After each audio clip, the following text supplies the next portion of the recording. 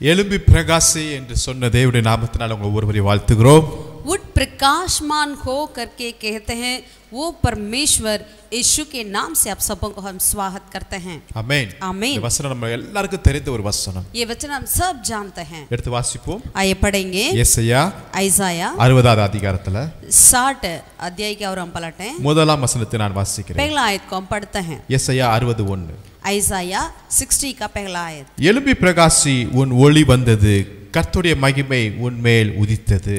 उठ प्रकाशमान हो क्योंकि तेरा प्रकाश आ गया है और यहोवा का तेज तेरे ऊपर उदय हुआ है. हालेलुया. கர்த்தர் வசனம் சொல்லுகிறது, परमेश्वर का वचन कहता है எழும்பு उठ எழும்பு. उठ. அருமையான தேவனுடைய प्रभु के பிள்ளைகளே, प्रिय लोगों, கர்த்தர் சொல்லுகிறார் परमेश्वर कहते हैं எழும்பு என்று சொல்லுகிறார். उठ है. உன் படுக்கை எடுத்து எழுந்து நட என்று अपने சொல்லுகிறார். खाट उठाकर उठ चलो करके कहते हैं. ஆமென். आमीन. அந்த சப்பானி குதித்து துதித்து தேவனை மகிமைப்படுத்தி தேவாலயத்துக்கு கடந்து சென்றான். वो लंगड़ा जो है उन्होंने उठा और कूदा और परमेश्वर की महिमा करते हुए परमेश्वर के भवन के अंदर प्रवेश किया करके वचन में लिखा है. இன்றைக்கும் கர்த்தருடைய வார்த்தை நமக்குள்ள ஜீவனையும் அது அதிகாரத்தையும் கொடுக்கிறதா இருக்கிறது. आज भी परमेश्वर का वचन हमारे अंदर जीवन को और अधिकार को देने वाली है. இன்றைக்கும் கர்த்தருடைய வார்த்தை நம்மை எழுப்புகிறதா இருக்கிறது. आज भी परमेश्वर का वचन हमें उठाने वाला है. உங்களுடைய சூழ்நிலையிலிருந்து அந்த வசனம் எழுப்புகிறது. आपकी परिस्थितियों से परमेश्वर का वचन आपको उठाती है. உங்களுடைய குழியிலிருந்து அந்த வசனம் உங்களை எழுப்புகிறது. आपकी गड्ढे में से आपको उठाती है.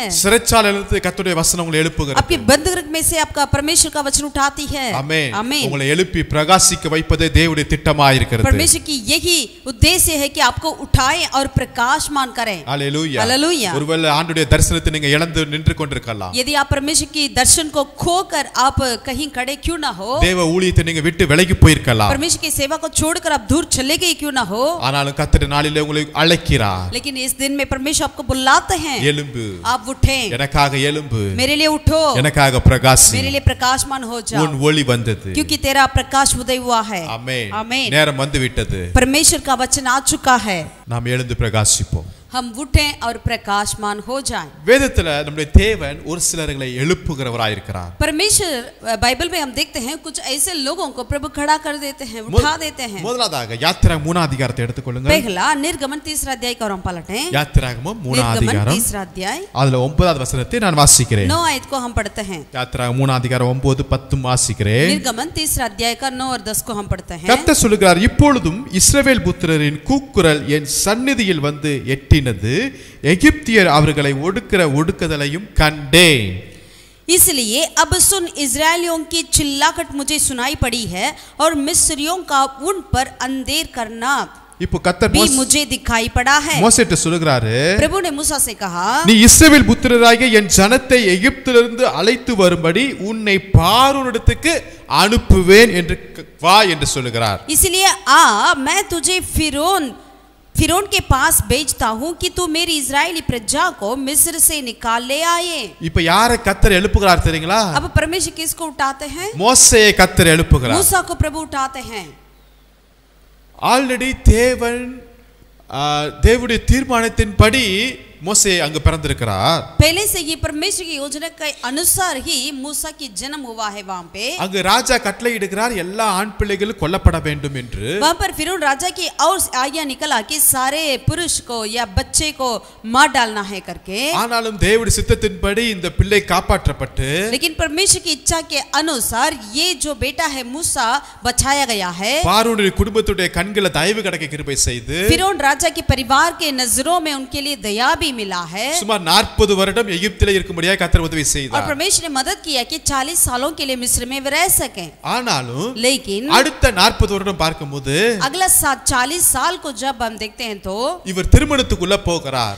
इन अपनी शादी सुविधा जीवन में उन्होंने प्रवेश किया. இப்போ இந்த சிப்ரோலை திருமணம் பண்ணி जब जिप्पोरा से शादी हुआ है, மாமியார் வீட்ல மாமனார் வீட்ல அவர் செட்டில் ஆயிட்டாரு. अपने ससुराल में वो सेटल हो गया. இப்போ மாமனாருடைய ஆடுகளை இவர் பார்த்து கொண்டிருக்கிறார். अब ससुराल इसराइल की भेड़ बकरियों को मूसा चरा रहे थे। இப்ப தேவ தரிசனத்தை இழந்துட்டாரு. अब परमेश्वर की दर्शन को खो दिया। நான் எதற்காக கர்த்தர் என்னை உயிரோட வைத்தார் என்பதை இழந்துட்டாரு. परमेश्वर क्यों मुझे जिंदा रखा उसे वो भूल गया।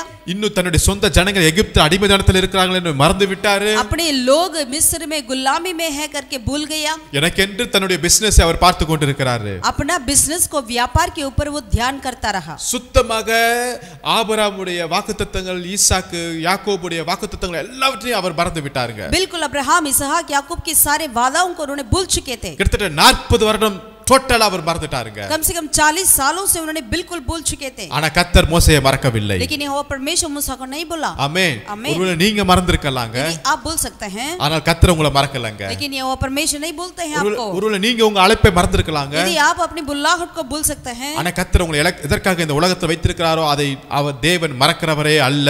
लेकिन परमेश्वर जिस कार्य के लिए आपको इस संसार में रखे हैं उस कार्य को कभी नहीं भूलते हैं। அந்த தரிசனத்தை விட்டு, அந்த அழைப்பை விட்டு, அந்த ஜனங்களை விட்டு நீங்க தூரமாய் போயிருக்கலாம். यदि उस बुलाहट को छोड़कर, उस लोगों को छोड़कर आप दूर चले गए क्यों ना हो। ஒருவேளை உங்க குடும்ப உறவுல அந்த பிசினஸ்ல நீங்க ரொம்ப பிஸியா இருந்து கொண்டிருக்கலாம். यदि आप अपनी पारिवारिक व्यवहार में और व्यापार में बहुत ही व्यस्त रहते क्यों ना हो। ஒருவேளை நான் எப்படா நான் தப்பிச்சேன்பா என்று சொல்லி நீங்க தூரத்துல இருந்து கொண்டிருக்கலாம். यदि मैं बच गया करके ऐसे दूर पे रहते क्यों ना हो।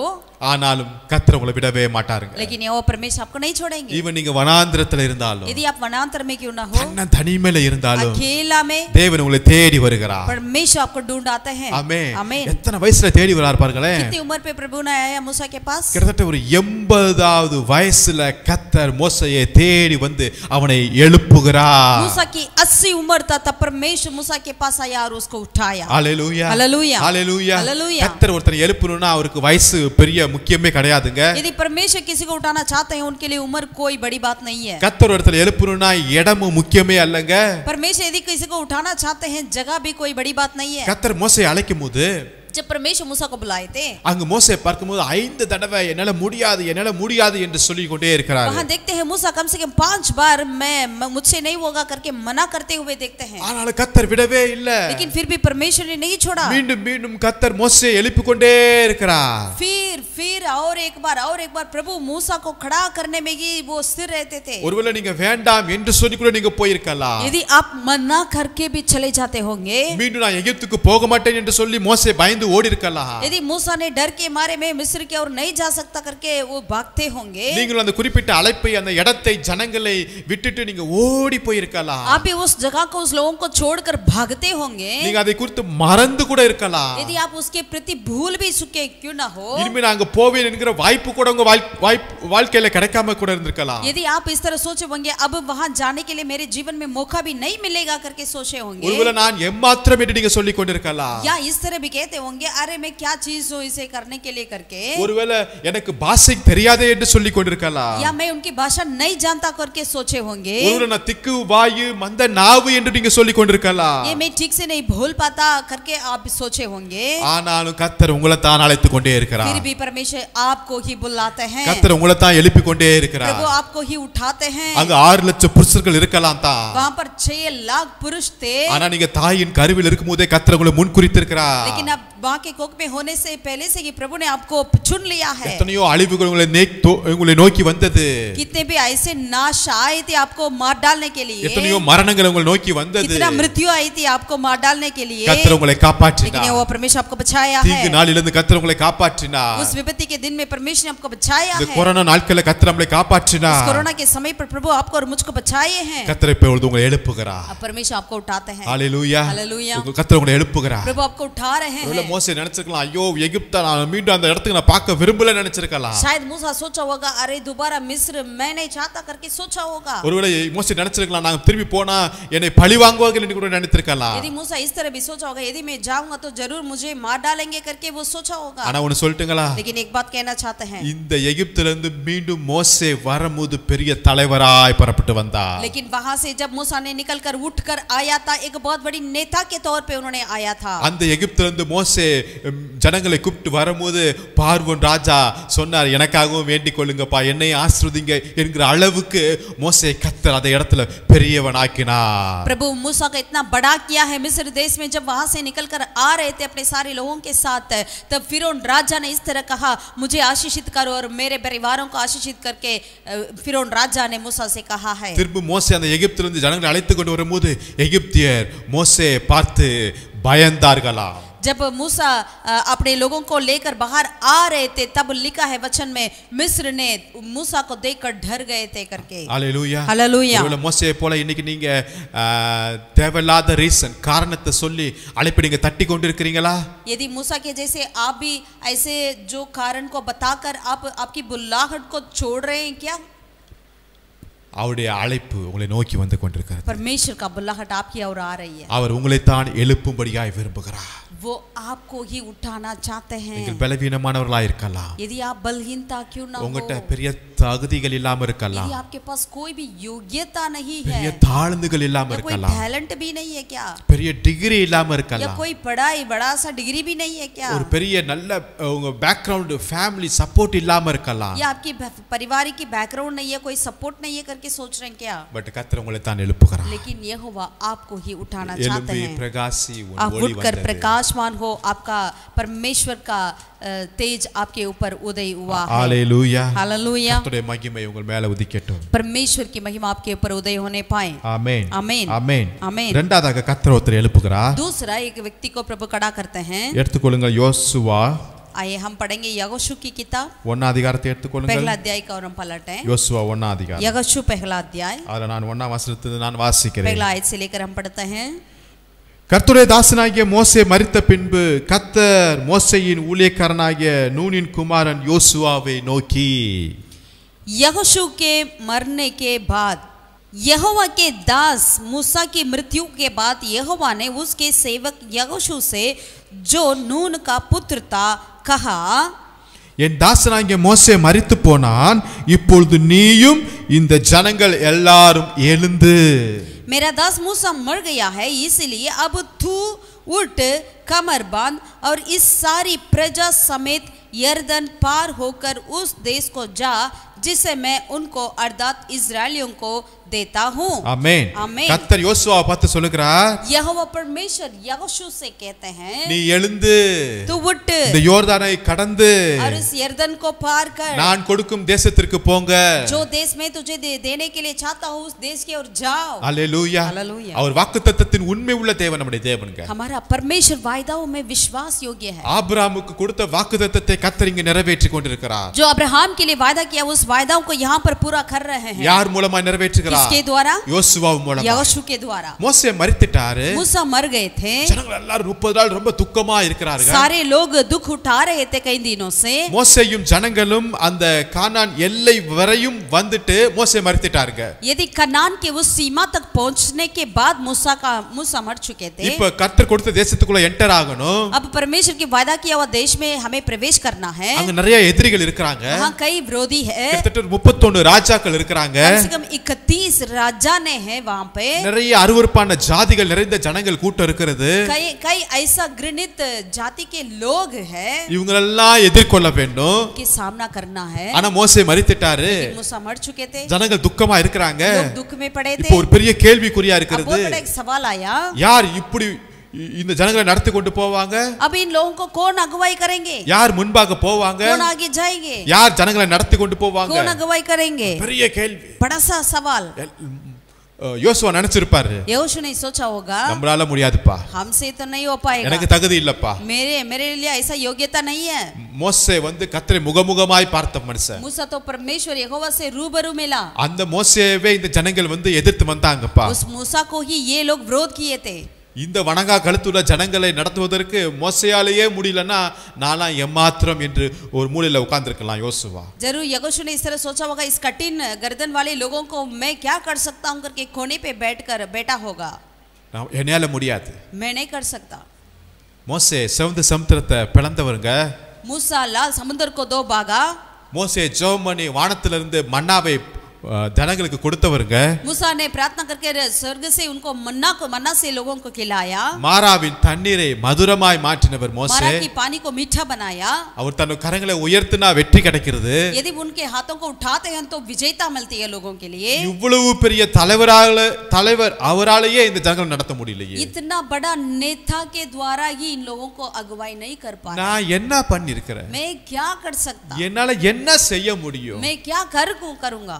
அப்படின்னு மூலையில உட்கார்ந்திருக்கலாம். इस तरह यहोशू ने कोने पे बैठा होगा. இப்பதான் கர்த்தர் சொல்றாரு. लेकिन अब प्रभु ने कहा யோசுவாட்ட சொல்றாரு. यहोशू से என்ன சொல்றாரு? क्या कहा? நீயும் இந்த ஜனங்களும் எல்லாரும் எழுந்து. अब तू और सारी प्रजा उठ. हालेलुया. हालेलुया. எல்லாரும் எழுந்து போங்கன்னு கூட சொல்லலங்க. सब लोग उठकर जा करके नहीं कहा. இப்பொழுது நீயும் இந்த ஜனங்களும். अब तू और सारी प्रजा. கர்த்தர் அந்த யோசுவாவை தனிப்பட்ட முறையில பர்சனலா அங்க என்ன சொல்றாரு? எழுப்புகிறார். அதை பார்க்கிறோம். यहाँ पर व्यक्ति के रूप में यहोशू से प्रभु कहते हैं तू उठ. என்னால முடியல என்று சொல்லிட்டு போயிருக்கலாம். वो यदि इस तरह जा सकते थे मैं नहीं कर सकता करके. நான் அந்த லீடர்ஷிப் அந்த தகுதி இல்ல என்று நினைத்து கொண்டு போயிருக்கலாம். उस नेतृत्व मेरे अंदर नहीं करके यहोशू मना करते होंगे. ஆனா கர்த்தர் சொல்றார். लेकिन प्रभु ने कहा நீ எழுந்து. तू उठ. हालेलुया. हालेलुया. हालेलुया. हालेलुया. அந்த வசனத்தை தொடர்ச்சியா வாசிக்கும்போது इस वचन को आगे जब पढ़ते हैं तो 5ஆம் வசனத்துல 5वें आयत में நீ உயிரோடு இருக்கும் நாள் எல்லாம் ஒருவனும் உனக்கு முன்பாக எதிர்த்து நிற்பதே இல்லை. तेरे जीवन भर कोई तेरे सामने ठहर ना सकेगा. हालेलुया. हालेलुया. கர்த்தருக்காக எழுந்தோம் என்றால் என்ன ஒரு பெரிய ஆசீர்வாதம் பாருங்களேன். यदि परमेश्वर के लिए उठेंगे तो देखिएगा कितना बड़ा आशीष है. எவனும் எதிர்த்து நிற்பதில்லை. कोई भी सामना नहीं कर सकते हैं. இன்னொரு காரியத்தை சொல்றார் பாருங்களேன். और ये कार्य को भी बताते நான் हैं மோசேயோடு இருந்தது போல जैसे मैं मूसा के संग रहा நான் உன்னோடும் இருப்பேன். वैसे ही तेरे संग भी रहूंगा. நான் உன்னை விட்டு விலகுவதும் இல்லை உன்னை கைவிடுவதும் இல்லை என்று और சொல்கிறார். ना तो मैं तुझे धोखा दूंगा और ना तुझको छोड़ूंगा करके प्रभु ने कहा. யோசுவா நீ நினைச்சிட்டு இருக்கிற மோசே பெரிய ஆளு நினைச்சிட்டு இருக்கிற. यहोशू तू सोच रहा है मूसा तो बहुत बड़ा व्यक्ति है. அந்த லெவலுக்கு நான் இல்லன்னு நினைச்சிட்டு இருக்கறியா? शायद मूसा के जैसा मैं नहीं करके आप सोच रहा है क्या? அதே லெவல்ல நான் உன்னை நேசிக்கிறேன். लेकिन वैसे स्थान पे मैं तुझसे भी प्यार करता हूँ. மோசே சிவந்த சமுத்திரத்தை பிளந்தது உண்மைதான். जरूर मूसा ने लाल समुद्र को खोला सच है. நீ யோர்தான் நதியை பிளக்க போகிற. लेकिन तू यरदन नदी को खोलेगा. மோசே மன்னாவை வானத்திலிருந்து பொழிந்தது உண்மைதான். जरूर मूसा के द्वारा मन्ना आकाश में से आई सच है. நீ வானத்தில் இருக்கிற அந்த சூரியனை நிற்கிறதுக்கு தேவன் உனக்கு பலத்தை கொடுக்க போகிறார். लेकिन परमेश्वर तुझको ऐसा बल देंगे सो आकाश में जो सूरज को वहीं पर ठहरने के लिए आज्ञा देने वाले सामर्थ्य को देंगे. ஆகவே யோசுவா நீ பயப்படாதே. इसलिए यहोशू तो डरो நீ मत. திகையாதே. तू तुझे नहीं छोड़ूंगा. பலம் கொண்டு திடமனதாயிரு. तू बल को प्राप्त कर हिया நீ बांध இந்த दो. ஜனங்களை நடத்தி கொண்டு போக போற. और इस लोगों को तू चलाएगा. ஹalleluya. हालेलुया. ஹalleluya. हालेलुया. எவ்வளவு நல்ல தேவன் कितना பாருங்க. अच्छा परमेश्वर. யோசுவாவை எழுப்பின தேவன் यहोशू को खड़ा किया. இன்னைக்கு கர்த்தர் உங்களை எழுப்புகிறார். आज प्रभु आपको भी उठा लेते அடுத்த हैं. தலைவர் நீங்க தான். अगला नेता आप ही है. ஒரு பெரிய லட்சக்கணக்கான ஜனங்களை அந்த கானான் தேசத்திற்கு வழிநடத்துவதற்கு நீங்க தான் கர்த்தர் உங்களை அழைக்கிறார். उस कनान देश में लाखों लोगों को लेकर जाने वाले अगुवाई आपको ही प्रभु दे रहे हैं. வனாந்திரத்திலிருந்து பாலும் தேனும் ஓடுகிற தேசத்துக்கு. वनांतर से वो मधु और दूध बहने वाले देश की ओर. வனாந்திரத்திலிருந்து வாக்குத்தத்தம் பண்ண தேசத்துக்கு. वनांतर से उस वायदा किया हुआ देश की ओर. அந்த முக்கியமான இடத்துல அந்த பாயிண்ட்ல கர்த்தர் உங்களை எழுப்புகிறாருங்க. बिल्कुल उस मुख्य स्थान में परमेश्वर आपको उठा देते हैं. हालेलुया. हालेलुया. हालेलुया. हालेलुया. எவ்வளவு பெரிய பொறுப்பை கர்த்தர் कितना बड़ा கொடுத்திருக்கிறார். एक जिम्मेदारी को प्रभु आपके लिए दे रहे हैं. கர்த்தர் உங்களை எழுப்புகிறார். प्रभु आपको उठा देते हैं. கர்த்தர் உங்களை எழுப்புகிறார். प्रभु आपको उठा देते हैं. हालेलुया. हालेलुया. हालेलुया. हालेलुया. மூன்றாவது ஒரு காரியத்தை பார்க்கலாமா? तीसरा एक कार्य को देखेंगे क्या? ஒன்னு ராஜாக்கள் पहला राजा 19 அதிகாரத்தை எடுத்துக்கொள்ளுங்க. 19वें अध्याय को पलटे. நம்ம எல்லாருக்கும் தெரிந்த ஒரு பகுதி தான். जैसे हम सब जानते हैं அங்க எலியா என்கிற ஒரு பெரிய தீர்க்கதரிசி இருக்கார். यहाँ पर एलिया करके बहुत बड़ा एक भविष्यवक्ता था. கர்த்தருக்காக வைராக்கியமாய் நின்ற மனுஷன். परमेश्वर के लिए बहुत ही उन्होंने जलन रखता था. கர்த்தருக்காக பல அற்புதங்களை அடையாளங்களை நடத்தின மனுஷன். प्रभु के लिए उन्होंने कई अद्भुत कार्य को भी किया है. ஆனா இப்ப लेकिन अब जो है அவரை நோக்கி ஒரு செய்தி வருகிறது. उनके पास एक खबर आई. என்ன செய்தி? क्या? யோசேப்பேலுடைய செய்தி. येसेबेल का खबर आई. நாளைக்கு இந்நேரம் உன்னோட பிராணனை நான் எடுத்துருவேன்ங்கிற ஒரு செய்தி. कल इस समय तक मैं तेरे जान को तुझे मैं मार डालूंगा करके वो कह रही है. இந்த வார்த்தை எலியாவுக்கு வந்த உடனே जैसे ये वचन खबर एलिया के पास पहुंचे ही 3ஆம் வசனத்துல சொல்லப்பட்டிருக்கிறது. तीसरा आयत में लिखा है அவனுக்கு அது தெரிந்த போது जब एलिया अपना जब ये खबर एलिया को पहुंचा तो தன் பிராணனை காக்க யூதாவை சேர்ந்த பெயர்செபாவுக்கு புறப்பட்டு போயிட்டான். उन्होंने यहूदा की बेरसबा की और चला गया अपने प्राण को बचाने के लिए. சுமார் ஒரு நாள் பிரயாணம் ஓடிட்டே இருக்கிறாருங்க. एक दिन की यात्रा में वो चलता रहा. இத்தனை அதிகாரத்துல கர்த்தருக்காக வல்லமையாய் நின்ற மனுஷன் सारे अध्याय में परमेश्वर के लिए उन्होंने सामर्थ्य से खड़ा रहा. ஆனா ஒரு அம்மாவுடைய அந்த சின்ன செய்தி கர்த்தரை விட்டு தூரமா போக வச்சிருச்சுங்க. लेकिन एक स्त्री की ऐसा एक छोटा सा खबर जो है उनको परमेश्वर से दूर लेकर गया. ஆமென். आमीन. ஒரு சில பேருடைய வார்த்தை कुछ लोगों का शब्द जो है நம்மள தூரமா எங்கேயோ கொண்டு போய் சிக்கி வச்சிருச்சு. हमें दूर लेकर चली जाती है. எங்க போய் வச்சிருச்சு? हमें कहीं फंसा देती है. வனாந்தரத்துல, वनांतर में, சூரிய செடி கீழ, एक झाड़ी के नीचे அங்க போய் தூங்கிட்டு இருக்கிறார். वहां ये सो रहे थे. தூங்குது மாத்திரமல்ல, सिर्फ सोया नहीं நான் சாகுறேன்னு போல சொல்றாரு. और कहते हैं कि मुझे मरना है. இதுவா கர்த்தர் சித்தம்? यही है क्या परमेश्वर का इच्छा? நம்மளை கொண்டு என்னென்னமோ காரியங்களை செய்ய முடியாது கர்த்தர் விருப்பப்படுகிறாரு. प्रभु चाहते हैं आपका द्वारा कई कई बड़े बड़े कार्य को करें. ஆனா இப்ப சொல்லிட்டு இருக்காரு, लेकिन अब इन्होंने कहा நான் சாவறேன், मुझे मरना நான் है. சாவறேன். मरना मेरे लिए बेहतर है. அப்படி இப்படி சொல்லிட்டு கர்த்தர் கொடுக்கிற அப்பத்தை எடுத்து சாப்பிட்டுட்டே இருக்கிறாரு. वैसे कहते तो थे लेकिन जो प्रभु ने उनको रोटी दिया उसे भी खा रहे थे. நம்மளும் இப்படி தான் செய்றோம். हम भी ऐसे ही करते हैं. சாவறோம்னு சொல்லிட்டு நல்லா சாப்பிட்டுட்டும் இருக்கிறோம்.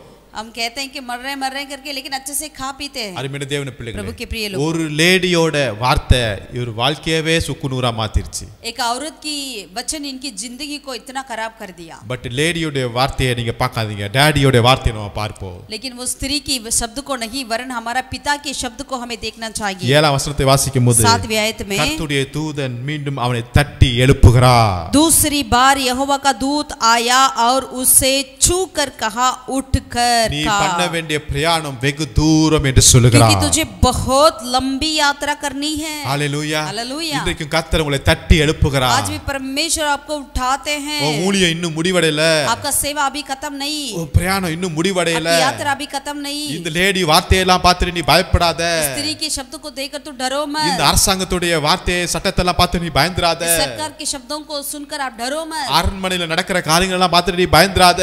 राजमहल के अंदर हो रही उन कार्य को देखकर डरो मत. உன்னை அழைத்தவர் நான், उन जिसने बुलाया मैं तुझे बुलाया हूँ. நான் ராஜாதி ராஜா, मैं राजाओं का राजा நான் हूँ, கர்த்தாதி मैं கர்த்தர். प्रभुओं का प्रभु हूँ. உன்னை இம்மட்டு போஷித்தவர், अब तक तुझे मैंने खिलाया, காகங்களை கொண்டு நான் போஷித்தேனே. कौवे के द्वारा तुझे खिलाया है. எதுக்கு பயப்படுகிறாய்? किस लिए डरते हैं? தட்டி எழுப்புகிறார். प्रभु ने उनको उठाया. ஹalleluya. हालेलूया. இன்னைக்கு கர்த்தர் உங்களை தட்டி எழுப்பி आज भी கொண்டிருக்கிறார். प्रभु आपको उठाते हैं. அன்னைக்கு பேதுரு சிறைச்சாலையில தூங்கி கொண்டிருக்கிறாருங்க. उस दिनों में पतरस ने बंदगृह में सो रहे थे. சபையா அவனுக்காக ஊக்கமாய் ஜெபிச்சிட்டு कलीसिया उनके இருக்காங்க. लिए प्रार्थना कर रही थी. தேவதூதன் அவனை தட்டி எழுப்புறார் விழாவில். स्वर्गदूत उनको उठाया. ஹalleluya. हालेलूया. எழுந்திரு, उठो, எழுந்திரு. उठो. ஆட்டோமேட்டிக்கா கதவெல்லாம் ஓபன் ஆகுது. अपने आप सारे दरवाजा खुल गया கடந்து போயிட்டே இருக்கிறார். और उन्होंने पार करते हुए चला. தூக்கத்திலிருந்து தட்டி எழுப்புகிறார். उनकी नींद में से उठाया. சோர்விலிருந்து கத்த தட்டி எழுப்புகிறார். निराशपन से प्रभु उठाते हैं. அசதியிலிருந்து கத்த தட்டி எழுப்பி கொண்டிருக்கிறார். आपकी निराश में से प्रभु उठा देते हैं. வனாந்தரத்திலிருந்து கத்த தட்டி எழுப்பி கொண்டிருக்கிறார். वनांतर में से प्रभु उठा देते हैं. உங்க பயப்பட்ட இந்த சூழ்நிலையிலிருந்து கத்த உங்களை தட்டி எழுப்பி डरते கொண்டிருக்கிறார். मारे उस परिस्थिति से प्रभु आपको उठा देते हैं. ஒரே ஒன்னு சொல்லுகிறாரு, एक बात कहते நீ हैं, பண்ண வேண்டிய பிரயாணம் வெகு தூரம். आपकी यात्रा बहुत लंबी है. நீ எனக்காக செய்ய வேண்டிய ஊழியம் இன்னும் நிறைய तू இருக்கிறது. मेरे लिए करना है सेवा बहुत है. எனக்காக செய்ய வேண்டிய अनेक காரியங்கள் உண்டு. और मेरे लिए करना है बहुत कार्य है. உன்னை கொண்டு பல காரியங்களை செய்ய क्योंकि போகிறேன். तेरे द्वारा कई कार्य को मुझे करना நீ है. இருக்க வேண்டியது இந்த வனாந்தரம் அல்ல, तू जो रहना है वो ये वनांतर नहीं है, கர்த்தருடைய பர்வதத்தான். परमेश्वर का पर्वत है. ஓரேப்புக்கு போ. होरेब की ओर चले जाओ. ஹalleluya. हालेलूया. ஹalleluya. हालेलूया. அதே தேவன் உங்களோடு இடைப்பட்டு यही கொண்டிருக்கிறார். परमेश्वर आपके साथ भी बातें करते அதே हैं. தேவன் கர்த்தர் உங்களை எழுப்பி கொண்டிருக்கிறாருங்க. वही परमेश्वर आपको भी उठा देते हैं. ஆமென். आमीन. இழந்த இடத்துக்கு நீங்க போங்க.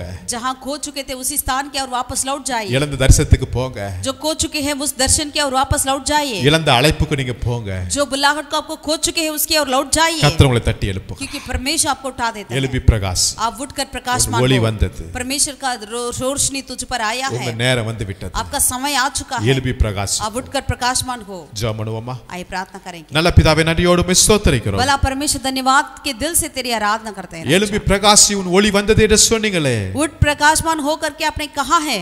ஆமாண்டவரே, எங்களுடைய ஒளிக்காக ஸ்தோத்திரம் ஐயா. प्रभु आपकी वो रोशनी के लिए धन्यवाद करते உங்களுடைய हैं. அழைப்புக்காக ஸ்தோத்திரம். तेरी बुलाहट के लिए धन्यवाद. தரிசனத்திற்காக ஸ்தோத்திரம். दर्शन के लिए धन्यवाद. ஒருவேளை இந்த தரிசனத்தையும் இந்த ஒளியையும் இந்த வார்த்தையையும் விட்டு தூரமாய் போய் கொண்டிருக்கலாம் यदि ஜனங்கள். हम या लोग जो है इस दर्शन से बुल्लाहट से इस शब्दों से दूर चले गए क्यों ना हो, ஆனால் இந்த வேளையில நீர் எங்களோடு கூட நீங்க பேசுனதுக்காக लेकिन ஸ்தோத்திரம். इस वक्त आपने हमसे बातें करी, धन्यवाद करते हैं। உம்முடைய வார்த்தைக்கு நாங்கள் முற்றிலுமாய் அர்ப்பணிக்கிறோம், கீழ்ப்படிக்கிறோம். तेरे वचन की ओर हम अर्पण करते हैं, आगे कार्यता रहते हैं। இப்பொழுதே நாங்கள் எழுந்து अब ही हम उठकर புறப்பட்டு வருகிறோம். हम आते हैं राजा, அழைப்பை நோக்கி வருகிறோம். अपनी बुलाहट की ओर आते हैं, தரிசனத்தை நோக்கி दर्शन வருகிறோம். की ओर आते हैं, உம்முடைய சித்தத்தை நோக்கி வருகிறோம். तेरी इच्छा की ओर आते हैं, உம்முடைய விருப்பத்தை நோக்கி வருகிறோம். तेरी इच्छा को पूरा करने के लिए आते உம்முடைய हैं, இதய துடிப்பை நோக்கி வந்திருக்கிறோம். तेरी दिल की तड़प की ओर हम आते हैं। எங்களை பயன்படுத்து, हम इस्तेमाल कर, எங்களை பயன்படுத்து, हम इस्तेमाल कर, எங்களை ஆசீர்வதிப்பு. हमें आशीष कर, உம்முடைய நாமத்தின் மகிமைக்காக, तेरे नाम की महिमा के உம்முடைய लिए, ராஜ்யத்தின் வளர்ச்சிக்காக, आपके राज्य की बढ़ोतरी के ஒரு लिए, கூட்ட ஜனங்களுடைய ரட்சிப்புக்காக एक झुंड को प्रभु के पास लाने के लिए நாங்கள் எல்லாவற்றையும் விட்டு நாங்கள் எழுந்திருக்கிறோம். हम और सारी बातों को छोड़कर हम उठकर आते हैं खुदावन। படுக்கை இட்டு எழுந்து நடக்கிறோம். हम अपने काट को छोड़कर लेकर आते हैं खुदावन। ஆமென்.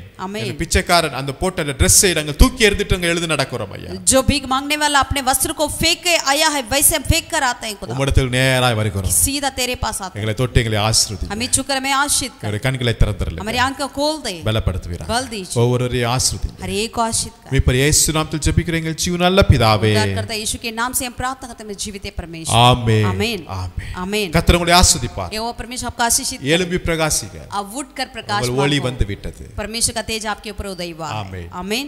God bless you.